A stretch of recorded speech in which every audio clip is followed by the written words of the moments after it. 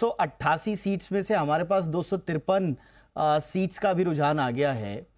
आप लोग 114 से 139 पर सिमटे हुए हैं। कांग्रेस भी 134 तक पहुंच चुकी है, ज्यादा पीछे नहीं है। लग रहा है अभी जो एग्जिट पोल के रुझान हैं कि आपकी बात जनता तक उस असरदार तरीके से नहीं पहुंच पाई। क्या ये कंफ्यूजन था? क्योंकि हम बार बार कह रहे थे कि आपने तो महायुति बना ली, लेकिन ये युति शायद उतने क्लैरिटी के साथ जनता को समझ में आई या नहीं आई। कुछ लग रहा है आपको इस तरह के?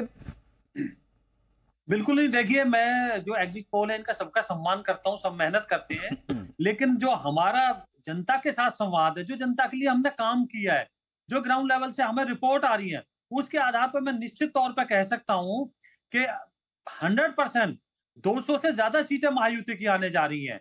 और आप देखना 23 तारीख को हम बैठेंगे यहीं डिबेट में, तो मैं आपको बताऊंगा किस तरह से हमारी सीटें 219 से ज्यादा सीटें आएंगी। जो आप मैं अजय बग्गा सर के पास आना चाहूंगा। बग्गा सर, आपको लग रहा है कि वो क्लैरिटी थी?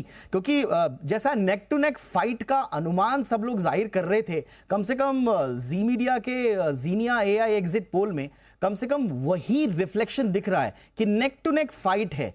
तो क्या आपको लग रहा है कि बीजेपी कंटिन्यू कर पाएगी या फिर एमवीए ही अल्टीमेटली सरकार बना लेगी? इस पॉइंट ऑफ टाइम पे सर आपका एनालिसिस क्या है?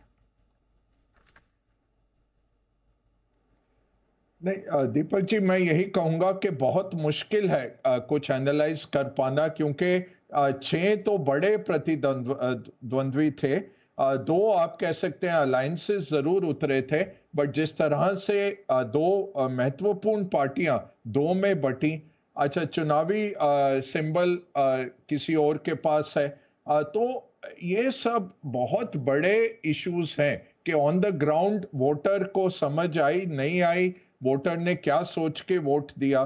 तो बट मैं कहूंगा मायूसी क्या है, लो वोट काउंट पे जो नंबर आ रहा है, स्पेशली अर्बन सेंटर्स, बॉम्बे जैसे महत्वपूर्ण सेंटर से इतना लो नंबर, ये दिखा रहा है कि वोटर्स में कुछ चिंता है कि कहीं भी हम वोट करें कुछ फर्क पड़ने नहीं वाला।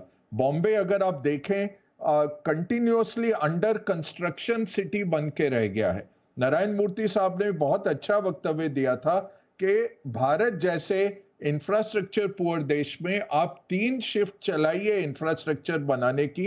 ये नहीं कि 10-10 साल तक मेट्रो बन रहा है, हर सड़क इस तरह से खुदी हुई पड़ी है और वो 15 साल में बनेगा जाके। तो आई थिंक ये जो मायूसी दिख रही है वोटर्स की कि आए कोई भी ज्यादा फर्क पड़ने नहीं वाला, ये मुझे ज्यादा चिंता का विषय दिख रहा है। अब जीते कोई भी, ये पिछली बारी भी धोखा हुआ कि 2 पार्टियां इकट्ठी लड़ी और फिर किसी और ने बना लिया सरकार, फिर वो तकसीम हो गई और एक और सरकार आ गई।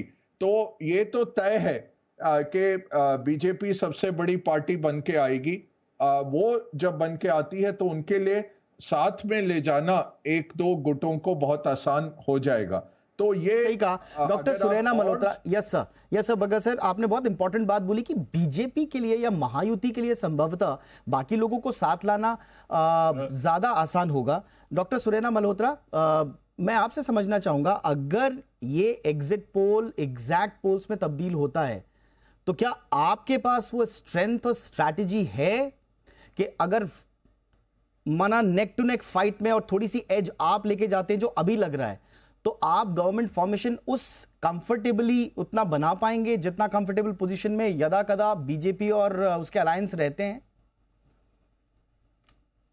डेफिनेटली हम लोग के पास तो ज्यादा, मतलब आई वुड से कि एक दूसरे के साथ मिलना जुलना ज्यादा बेटर है। बीजेपी मतलब महायुति से ज्यादा हमारी महाविकास आघाड़ी ज्यादा है। इनको इस वक्त एक ब्रेकिंग आ रही है कि 288 जो सीटें हैं उनका ओवरऑल एग्जिट पोल आ चुका है। जो सीटें मिलती हुई दिख रही हैं, बीजेपी को 129 से 159 सीटें हैं और कांग्रेस को 124 से 154 सीटें, यानी बहुत ही कांटे की टक्कर होती हुई दिख रही है महाराष्ट्र में, महायुति में और एमवीए में।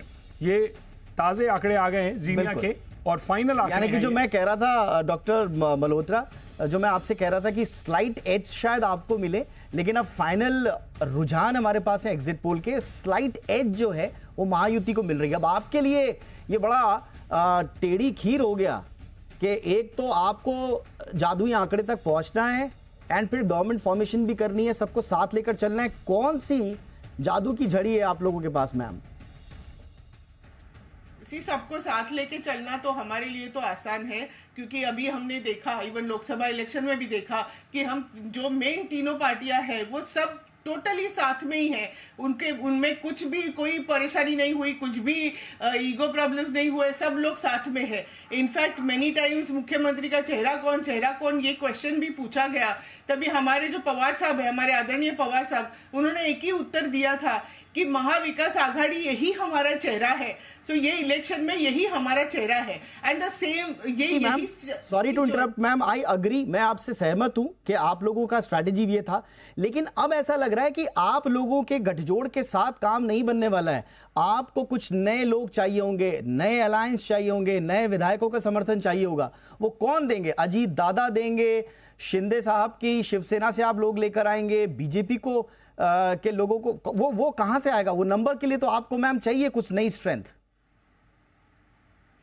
वो तो हमारे सीनियर नेता तो अभी डिसाइड करेंगे अभी कैसे how it goes progress. Plan B तो होगा मैम। आप at this stage we doctor Suraina, आप बड़ी इंपॉर्टेंट लीडर है अपनी पार्टी की। आप जब मीटिंग्स में जाते होंगे तो प्लान बी कुछ तो डिस्कस होता होगा, कुछ तो हिंट दीजिए।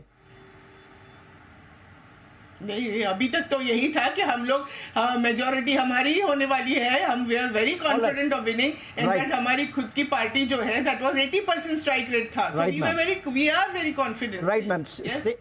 विजय जी अब आपसे भी वही सवाल है, आपको भी तो जरूरत पड़ने वाली है, आप कहां से लेकर आएंगे? आपके साथ कौन आएगा?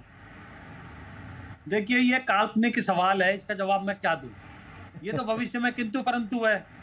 तो बात तो सच्ची ये है कि हम sir but strategies, Vijay ji, strategies जो है वो कल्पना के आधार पर ही स्ट्रैटेजीज बनती हैं। कल्पना तो जरूर की गई होगी कि अगर ऐसा हुआ तो हम क्या करेंगे।